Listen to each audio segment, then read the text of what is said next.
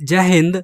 तो फ्रेंड्स, इस वीडियो में हम लोग जो है कृत्रिम संकरीकरण के जो दो विधि थे, एक पहला था थैली विधि और दूसरा विपुंसन, उसके बारे में चर्चा करेंगे। तो चलते हैं हम लोग। सबसे पहले हमने क्या पढ़ा था कि कृत्रिम संकरीकरण।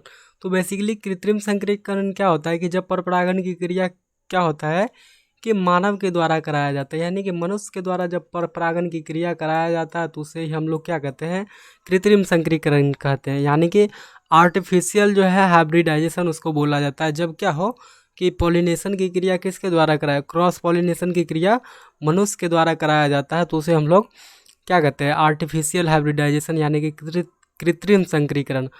तो इसके जो है दो भाग हैं। इसके कितने भाग हैं? दो भाग हैं। पहला है कि थैली विधि यानी कि बैगिंग, और दूसरा है विपुंसन, इमैस्कुलेशन। क्या है? पहला विधि है थैली विधि और दूसरा क्या है, विपुंसन। तो हम लोग सबसे पहले देखेंगे पहला विधि थैली विधि को।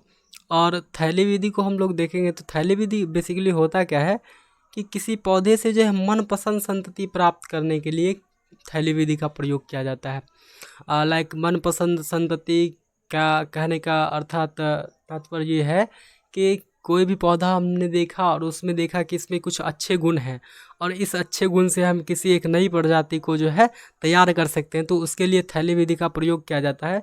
तो यहाँ पे मैंने लिखा भी है कि किसी पौधे से जो है मनपसंद संतति प्राप्त करने के लिए क्या किया जाता है, कृत्रिम परागण का जो है मतलब आवश्यकता पड़ती है। यानी कि मनपसंद संतति यानी कि क्रॉस पोलिनेशन का आपके इच्छा अनुसार, यानी स्वेच्छापूर्वक जो है आपके इच्छा के अनुसार संतति प्राप्त करने के लिए जो है क्या होता है, कृत्रिम संकरीकरण की क्या होता है, आवश्यकता होता है। यानी कि कृत्रिम परागण की आवश्यकता होता है, जिसके लिए हम लोग क्या करते हैं, दो विधि का उपयोग करते हैं। पहला थैली विधि और दूसरा विपुंसन। तो थैली विधि में क्या होता है कि मनपसंद फूलों को जो है क्या किया जाता है, पॉलीथीन से ढक दिया जाता है। पॉलीथीन किससे ढक दिया जाता है? पॉलीथीन से ढक दिया जाता है। और उसके बाद क्या होता है कि जब वर्तिकाग्र क्या हो जाता है, परिपक्व हो जाता है। क्या हो जाता है? जब वर्तिकाग्र परिपक्व हो जाता है तो उसमें जो है पॉलीथीन को हटा दिया जाता है। उस समय क्या किया जाता है, पॉलीथीन को हटा दिया जाता है। बेसिकली यहाँ पे हम लोग क्या देख रहे हैं कि ये जो है हमारा क्या है, वर्तिकाग्र है। ये जो संरचना देख रहे हैं ये ऊपर में जो क्या है, वर्तिकाग्र है। और ये क्या किया जाता है कृत्रिम संकरीकरण के पॉलीथीन विधि में कि कोई भी मनपसंद पुष्प को जो है चुन लिया जाता है और उसको जो है क्या कर दिया जाता है, पॉलीथीन से ढक दिया जाता है। और जब इसका जो वो ये वर्तिकाग्र क्या हो जाता है, परिपक्व हो जाता है। जब ये वर्तिकाग्र परिपक्व हो जाता है तो उस पॉलीथीन को क्या किया जाता है, इससे मतलब हटा लिया जाता है, यानी कि पुष्प को खोल दिया जाता है। और उसके बाद जो यहाँ जो परागकण होता है, जो भी परागकण होता है अपने मनपसंद का परागकण, उस परागकण को लेकर के इस वर्तिकाग्र पर छिड़क दिया जाता है। और इस प्रकार से क्या होता है, पर परागण की क्रिया हो जाता है। तो इसे ही हम लोग क्या कहते हैं, थैली विधि कहते हैं। ओके। तो यहाँ पे लिखा भी है कि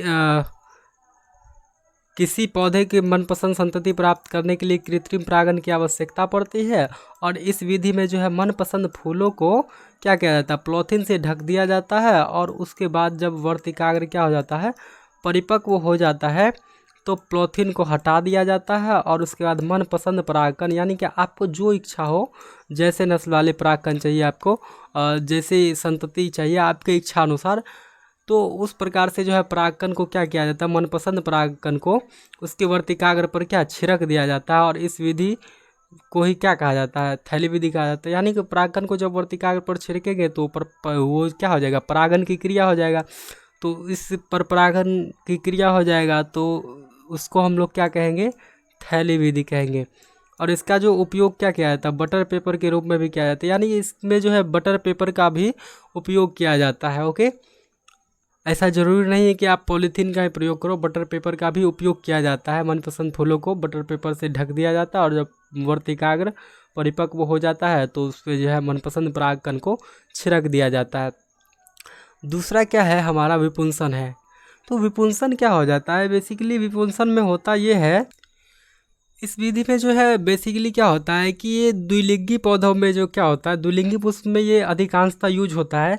जब क्या होता है कि कोई मतलब पुष्प से हम मनचाहे संतति की उत्पत्ति करना चाहते हैं, यानी कि अपने मन के हिसाब से कि हमको ऐसा संतति चाहिए इस पुष्प से, तो वहाँ पे क्या किया जाता है कि जब द्विलिंगी पुष्प रहते हैं तो उसमें से जो है एक लिंग को यानी कि नर प्रजनन अंग को क्या किया जाता है वहाँ पे आसान मतलब अच्छी तरीके से नर प्रजनन अंग को जो है अलग कर लिया जाता है किसी न किसी तरह से।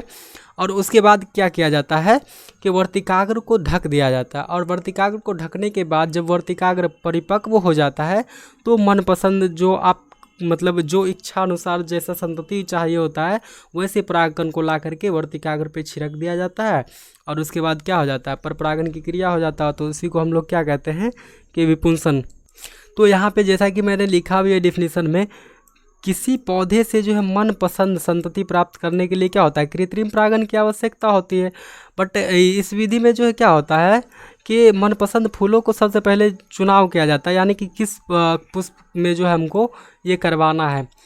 ओके, यानी कि कृत्रिम संकरीकरण किस पुष्प में करवाना है, ऐसे फूलों को सर्वप्रथम हम लोग चुन लेते हैं। और उसके बाद क्या करते हैं कि उस फूल में जो चिमटा के द्वारा या किसी भी मतलब माध्यम के द्वारा नर प्रजनन अंग को क्या कर देते हैं, अलग कर देते हैं। अब यहाँ पे ऑब्जेक्टिव बन सकता है फ्रेंड्स, मैं बता दूं कि 2 चैप्टर होने के बाद, 2 चैप्टर पूर्ण होने के बाद मैं ऑब्जेक्टिव का भी सीरीज लेकर आऊँगा। पहला चैप्टर और दूसरा चैप्टर का ऑब्जेक्टिव रहेगा उसमें। तो आप लोगों का जो है, आप लोगों को ये पीडीएफ जो है सारा डिस्क्रिप्शन बॉक्स में पीडीएफ का लिंक मिल जाएगा, तो वहाँ से आप लोग लिंक पे क्लिक करके पीडीएफ डाउनलोड कर लोगे तो काफ़ी और आसानी हो जाएगा। तो यहाँ पे ऑब्जेक्टिव क्या बनेगा हमारा कि कृत्रिम संकरीकरण के विपुंसन विधि में जो है किस प्रजनन अंग के यानी पुष्प के किस प्रजनन अंग को जो है अलग कर दिया जाता है।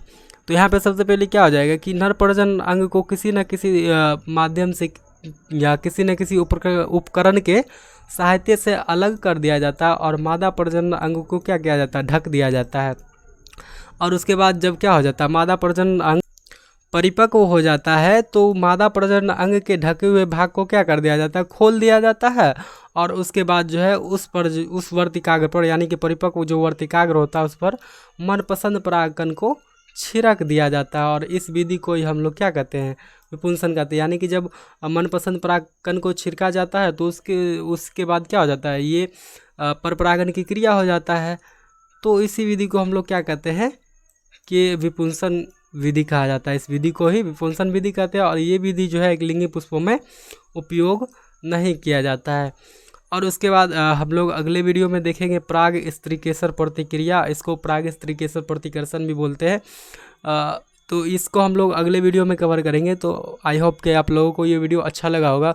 तो अच्छा लगा होगा तो वीडियो को लाइक और चैनल को सब्सक्राइब कर दो, और हो सके तो ज़्यादा से ज़्यादा शेयर करो, ताकि इस साल जो भी स्टूडेंट एग्ज़ाम देने वाले हैं 2022 में, तो उनको जो है काफ़ी हेल्प हो। और मैं यहाँ पे एक एडवांटेज इसका क्या है कि मैंने डिस्क्रिप्शन में जो है पूरे 7 चैप्टर तक का जो है पीडीएफ का लिंक दे दिया हूँ, तो वहाँ से आप लोग डाउनलोड कर सकते हो। ओके, तो आज के लिए इतना ही, मिलते फिर अगले वीडियो में, तब तक के लिए गुड बाय।